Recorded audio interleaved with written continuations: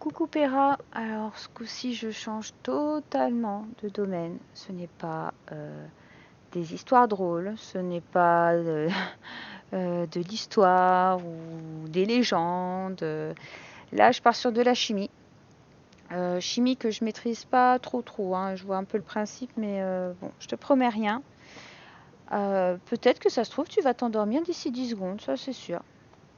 Donc euh, par contre, je voulais le dupliquer, cette merde. Merde, je l'ai épinglé. La conne. Putain, j'ai du mal là-dessus. Merde.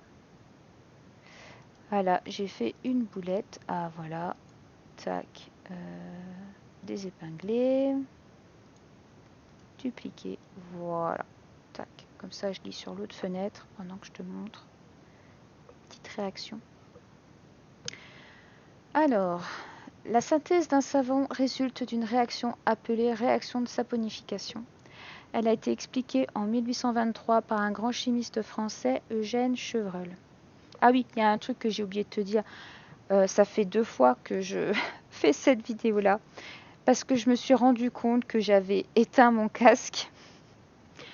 Donc j'ai fait 2 vidéos comme ça avec le casque éteint. Donc je vais les recommencer. Elles sont toutes pourries, hein, de toute façon. Je pense pas qu'un deuxième essai aurait amélioré le truc, hein. Mais bon, voilà. C'était les petits éphémères. Donc celui-ci a démontré que les corps gras, dont il décrit le concept en 1813, sont formés d'une combinaison entre le glycérol et des acides gras. Il l'a expliqué dans son livre Recherches chimiques sur les corps gras d'origine animale. La réaction de saponification n'est autre qu'une hydrolyse basique en milieu alcalin. C'est-à-dire que dans une solution basique, un corps gras, style l'huile végétale, est hydrolysé par un alcali, l'alcali étant une base, soit la soude, qui est de l'hydroxyde de sodium, soit de la potasse, qui est de l'hydroxyde de potassium. L'utilisation de cette base provoque la rupture d'une liaison entre les acides gras et l'ester de glycérol.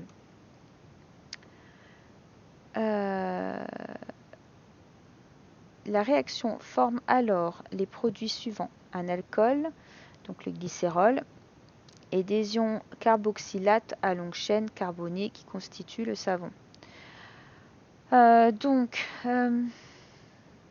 La rupture entre un acide gras et l'ester, l'ester de glycérol. Donc c'est cette partie-là et cette partie-là. De toute façon, tu retrouves les molécules ici. Ce que tu vois là, oh putain, ce que tu vois là, c'est ça avec le lion H en plus qui est récupéré d'ici. Lion H là va se mettre ici. La liaison va être coupée. Il va y avoir un H là, ce qui va former le glycérol. Et du coup, ici, tu vas te retrouver avec un carboxylate qui est ici. Donc c'est non, c'est même pas un H qui va aller là, je crois. C'est un OH et le O il reste ici et il a une charge négative qui va se combiner avec le sodium ici. Oh putain, j'ai du mal à expliquer. En plus avec la souris, je suis sûre que tu verras que dalle, mais j'ai pas d'autres trucs. Après, qu'est-ce qu'ils disent?